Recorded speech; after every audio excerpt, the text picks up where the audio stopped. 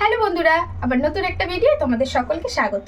তো বন্ধুরা, আমরা কিন্তু রসবড়া খেয়েছি অনেকেই, তাই না? অনেকেই কি সবাই রসবড়া খেয়েছি। আর রসবড়া সাধারণত ডাল দিয়ে বানানো হয়, বিউলির ডাল বেটে রসবড়া। তো আজকে কিন্তু আমি রসবড়াটা একটু অন্যভাবে বানাবো। আর এই রসবড়াটা কিন্তু কতকটা দেখতে দুধ পুলির মতনও লাগবে। তো চলো শুরু করে দিই। আর কী কী লাগছে সেটা তোমাদের বলে দিই। আজকে কিন্তু কোনো রকম ডাল লাগবে না, ডাল ছাড়াই করে দেবো রসবড়া। তো আজকে রসবড়াটা বানাবো একটু ইউনিকভাবে। তো এখানে লাগছে রসবড়া বানাতে সুজি। তো সুজিটা আমি 200 গ্রাম সুজি নিয়ে নিয়েছি। লাগছে এখানে গুড়, লাগছে একটা ডিম, লাগছে ঘি, গুঁড়ো দুধ, আর এখানে লাগছে লিকুইড দুধ। আর লিকুইড দুধটা আমি কি করেছি, 1 লিটার দুধকে মানে ফুটিয়ে এটাকে হাফ লিটার করেছি। ব্যাস, এখন হয়ে যাবে। আর এখানে কিন্তু আমার এখানে কনডেন্স মিল্ক আছে। তো তোমরা চাইলে কনডেন্স মিল্কের পরিবর্তে আইসিং সুগারও ব্যবহার করতে পারো। তো আমার ঘরে ছিল তাই কনডেন্স মিল্ক দিয়েই বানিয়ে দিচ্ছি। এখানে কিন্তু আইসিং সুগারটাও ব্যবহার করা যাবে। তো চলো শুরু করে দিই। তো দুধটা কিন্তু আমার ঘন অলরেডি করাই আছে। এখন এই দুধটাকে আমি একটু গরম করতে হবে, কারণ এর মধ্যে দিয়ে দেব এই যে গুড়। তো এখানে আমি গুড়টা দিয়ে দিলাম। এবারে মিষ্টিটা কি বলতো, যে যার পছন্দ অনুযায়ী, অনেকে অনেকটা ডিপ মিষ্টি খায়, আবার অনেকে একটু হালকা ধরনের মিষ্টি খায়। তো সেই অনুপাতে তোমরা মিষ্টিটা দেবে। তো আমরা মোটামুটি মিষ্টি খাই, তাই এখানে মোটামুটি এই 150 গ্রামের মতন এই গুড়টা দিয়েছি। তো এই গুড়টা দিয়ে এখন এটা খুব জোরে দেবো না, গ্যাসটা মিডিয়াম টু লো আঁচে রেখে এটাকে এখন একটু ফুটতে দেবো। এখন গরম হচ্ছে, এই ফাঁকে কিন্তু আমি রসবড়া যেটা বানাবো সেটার মানে মাখাটা তৈরি করে নেব। তো প্রথমে একটা পাত্র নিয়ে নিয়েছি, ওর মধ্যে নিয়ে নিলাম আমি 200 গ্রাম সুজি। আর এখন দিয়ে দেব এখানে আমি 3টে এলাচের দানা বের করে গুঁড়িয়ে নিয়েছি, এই এলাচের দানা। তো এখন 1 চিমটি মতন আমি একটু সল্ট দিয়ে দেব। এখন দিয়ে দেব এর মধ্যে কনডেন্স মিল্ক। এই জায়গাটায় তোমরা কিন্তু আইসিং সুগারও ব্যবহার করতে পারো। তো আইসিং সুগারও 2 চামচ মতন, যদি আমি কনডেন্স মিল্কও 2 চামচ দিই, আইসিং সুগারও 2 চামচ মতন দিতে পারো। তো আমি এখানে কনডেন্স মিল্কটা 2 চামচ দিয়েছি। তো এখানে আমি 2 চামচ মতন ঘি ব্যবহার করছি। এই চামচে 2 চামচ ঘি। এখানে 2 চামচ দুধ গুঁড়ো ছিল, মানে গুঁড়ো দুধ। তো এই 2 চামচ দুধ দিয়ে দিলাম। এখানে 2 চামচ এই চামচের মেজারমেন্ট করাই ছিল। এখন এর মধ্যে দিয়ে দেব একটা ডিম।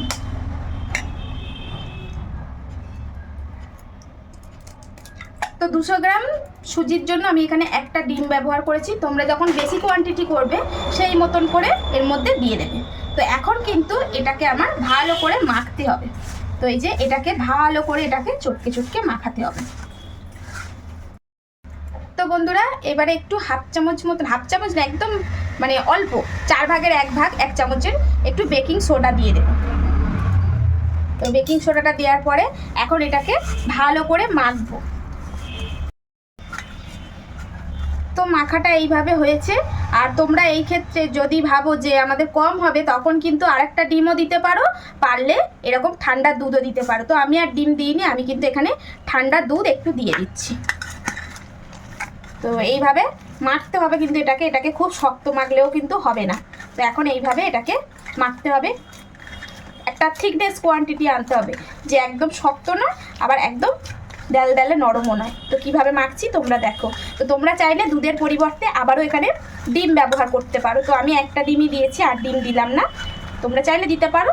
তো এখন আমি এখানে অল্প অল্প করে দুধ দেব, কারণ বেশি দিয়ে দিলে যদি একদম পাতলা হয়ে যায়, ওই জন্য এইভাবে অল্প অল্প করে দুধ দেব। তো মোটামুটি এখানে আমার ওই যে মানে 6 চামচের মতন দুধ ছিল। তো এখানে আমি মোটামুটি 6 চামচ দুধ, হয়তো অতটা লাগবে না। তো যতটা লাগবে দেখিয়ে দিচ্ছি, তো আর লাগবে না। তো এই রকম কোয়ান্টিটি হবে, একদম পাতলা হবে না আর একদম গাঢ় হবে না, দেখছো? তো এখন এটা মাখা হয়ে গেছে। তো গ্যাসটা জ্বেলে দিলাম এখন, আর কড়াটাও বসিয়ে দিলাম। তো কড়াটা একটু গরম হয়ে গেছে, এখন এর মধ্যে দিয়ে দেবো সাদা তেল। তো এই দেখো, একদম সুজিটা পুরো টেনে নিয়েছে, দেখছো তো? পুরো একদম টেনে নিয়েছে। তো তো এখন এটাকে একটু পাতলা করতে হবে, যেহেতু সুজিটা টেনে নিয়েছে। তো এখানে তোমরা বললাম ডিমও দিতে পারো, ডিমের পরিবর্তে ঠান্ডা দুধ। তো এখন আমার কাছে আর ঠান্ডা দুধ নেই, যেহেতু সব দুধ আমি জাল দিয়ে নিয়েছি। তো আমি এই পর্যায়ে অল্প একটু জল দিয়ে দেবো। তো তোমরা ডিম, ঠান্ডা দুধ এগুলোও দিতে পারো। তো আমার কাছে তো এখন আর একদমই কিছু নেই, তো ওই জন্য আমি একটু ঠান্ডা জলই দিয়ে দিলাম, দিয়ে এটাকে একটু জাস্ট একটু ঢিলা করে নেব। তো এখন একটু পাতলা মতন করে নিয়েছি, এই যে দেখছো, একদম গাঢ় নয় আর একদম পাতলা নয়, মিডিয়াম। তো এখন এই যে এইরকম যেমন রসবড়া ভাজি তেমনভাবে দিতে হবে। আর তেলটা কিন্তু একদম খুব গরম করবে না তোমরা, মিডিয়াম গরম করবে নেবে। আর গ্যাসটা একদম আস্তে রেখে দেবে, মিডিয়াম টু লো আছে। তো এই যে এইভাবে এখন দিয়ে দিয়ে এগুলোকে একটু ভেজে নেব রসবড়ার মতন গোল গোল করে।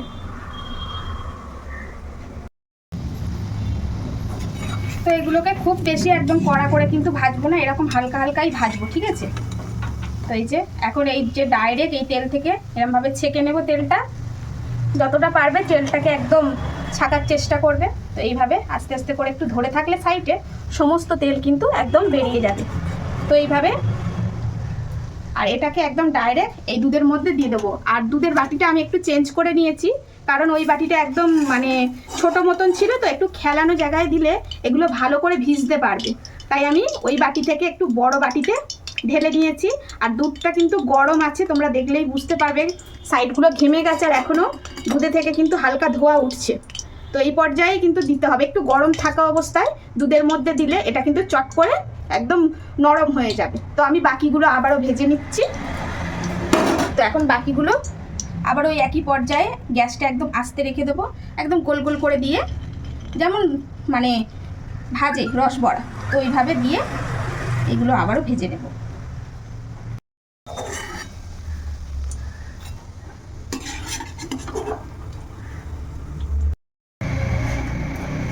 তো এই যে এখানে সবগুলো একদম দিয়ে দিয়েছি দুধের মধ্যে একদম।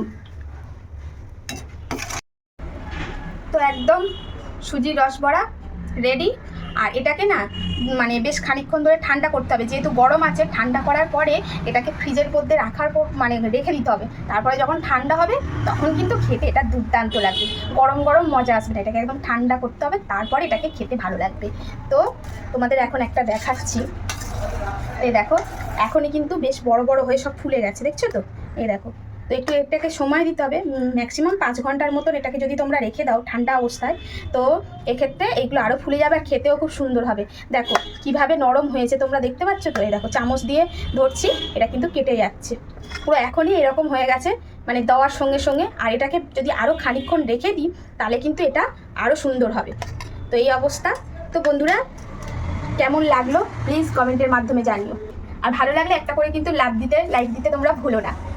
আর যারা আমার ভিডিও দেখছো প্লিজ তোমরা এই চ্যানেলটিকে ফলো করো, ইউটিউব থেকে দেখলে সাবস্ক্রাইব করো।